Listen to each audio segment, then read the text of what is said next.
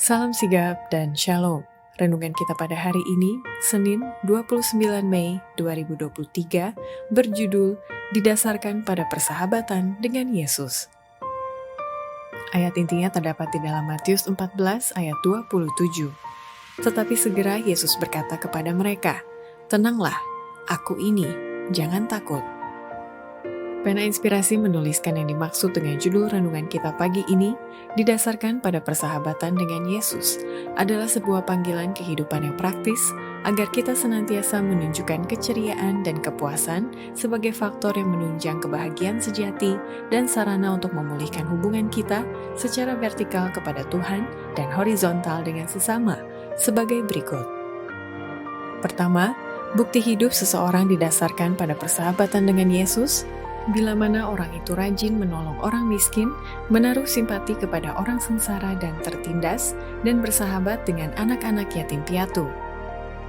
Apabila engkau menolong orang miskin, menaruh simpati kepada orang sengsara dan tertindas, bersahabat dengan anak-anak yatim piatu, engkau sedang membawa dirimu lebih dekat kepada Yesus dengan persahabatan yang lebih erat. Kedua, bukti hidup seseorang didasarkan pada persahabatan dengan Yesus, bila mana orang itu bisa meniru kehidupan Paulus yang selalu membawa suasana surga bersamanya. Kemana saja dia pergi, sehingga orang lain dapat merasakan persahabatannya dengan Kristus. Paulus membawa suasana surga bersamanya. Semua yang berhubungan dengan dia merasakan persahabatannya dengan Kristus. Fakta ini meyakinkan kuasa khotbahnya, karena kebenaran yang dinyatakannya ternyata terlihat dalam hidupnya sendiri. Disinilah terletak kuasa kebenaran. Pengaruh hidup yang disucikan, yang tanpa sadar dan belum dipelajari, merupakan khotbah yang paling meyakinkan yang pernah diberikan tentang kekristenan. Walaupun tidak dapat dibantah, argumentasi hanya dapat menimbulkan pertentangan, tetapi contoh kesalehan mempunyai kuasa yang tidak dapat ditolak seluruhnya. Ketiga, bukti hidup seseorang didasarkan pada persahabatan dengan Yesus, bila mana orang itu mengarahkan dan membawa orang-orang berdosa dan menderita kepada Yesus melalui gereja yang telah dijadikannya sebagai pancaran sinar terang kepada dunia ini. Banyak orang berpendapat bahwa mereka hanya bertanggung jawab kepada Kristus saja atas terang dan pengalaman mereka, bebas daripada pengikutnya yang sudah diakui di dunia ini. Yesus adalah sahabat orang-orang berdosa.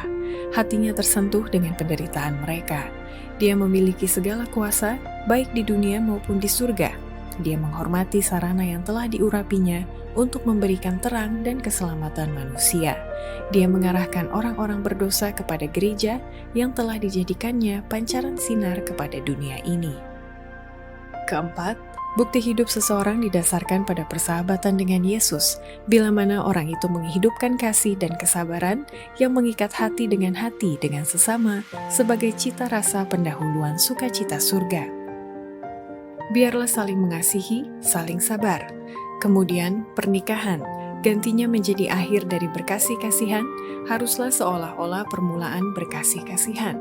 Kehangatan persahabatan yang sejati, kasih yang mengikat hati dengan hati, adalah cita rasa pendahuluan sukacita surga. Biarlah masing-masing memberikan kasih daripada menerimanya. Demikianlah renungan kita pada hari ini. Kiranya Tuhan memberkati kita semua.